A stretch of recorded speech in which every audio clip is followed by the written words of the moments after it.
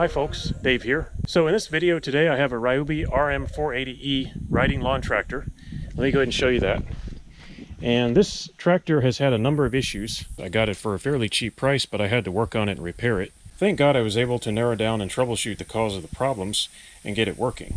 But I ran into one more issue and I thought I'd make a video about it. So the symptoms are the motor cuts out, and let's say you push on the gas pedal, it'll cut out. Let me go ahead and show that to you. So I'm going to go ahead and get on the mower. Turn the key on. I'm going to put it in forward. Well, it happens in forward or reverse. Now let's try to go forward. You see? Doesn't want to go. It can be very simple to troubleshoot. As you can see, I've stripped the top part of the mower. I'm quite familiar with these mowers. I've been working on them for several years now. The first symptom is it won't go forward or backward. The motor cuts out. The deck motors will cut out. The other symptom you may have is this. Let me go ahead and demonstrate it. Turn the mower on. Engage the cutting blades. So the clicking is the solenoid engaging and disengaging. The reason why this happens is what I call voltage crash, and it doesn't mean it's the only reason why it would happen, but in my experience it's voltage crash. So what happens is the voltage of this battery pack is too weak and too low to power the system, and it tries to power up the motor and the voltage collapses and it turns off, and then it enters a feedback loop. So whenever you hear the rapid clicking and you have the motor cutting out, the first thing you want to do is get a voltmeter and set it to 200 volts DC. I have a great video where I use this very meter, and I made a very detailed presentation to take you from a beginner to an intermediate and even some advanced topics on use of a digital multimeter. So I'll link that in the description in case you're interested.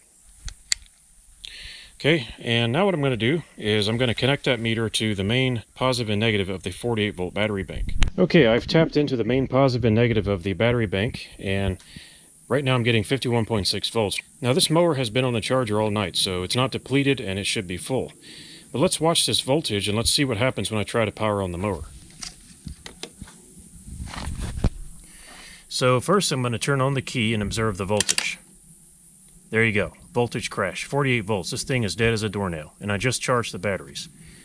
So there's all the evidence you need right there. If you're seeing this right here, you have either a bad high resistance connection and or you have a bad battery. Now let's zero in on the actual culprit. So what I've done is I've connected the multimeter across just this battery here, which is the culprit. Now it doesn't look like it because if you look at the voltage at the terminals, it's about 12.7 to 12.8 volts. But watch what happens when I turn the key on. That's not right. So the voltage collapsed. So basically, instead of a battery, I have a giant resistor here. I really have a 36 volt battery pack with a giant resistor, and that is not going to start this mower and it's not going to run it. So that's the problem.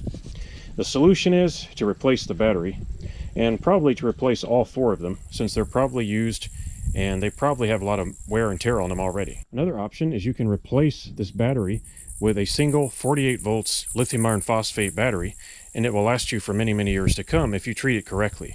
So in one of my future videos, I'm going to pull all these batteries out and I'm going to replace it with a 48 volts LiFePO4 or LFP lithium iron phosphate battery bank, and that will turn this mower from a pretty decent and interesting machine to an absolute workhorse and a powerhouse, indispensable for any homestead and even just to mow the grass around your home. Okay folks, here's some bonus footage. You can try charging the battery individually that seems to be failing and see if you can try to bring it back into balance with the other three. But my guess is if it's in this kind of condition, that battery is probably 100% faulty and cannot be saved or recovered. But it's worth a try if you have time. Now over here I have my inverter and batteries, and ironically enough, these batteries came out of a Ryobi zero-turn 48 volt mower, and they're now being pressed into service as an off-electrical grid solar power system. So I have a solar panel outside charging these batteries, running this inverter, and I'm attempting to individually charge that failed battery using my battery charger. From what I can tell, that isn't going to really go anywhere. We'll give it a try, but I just don't think it's going to work. There appears to be an internal short on this battery or something like that. So it's open circuit. Put the charger back on.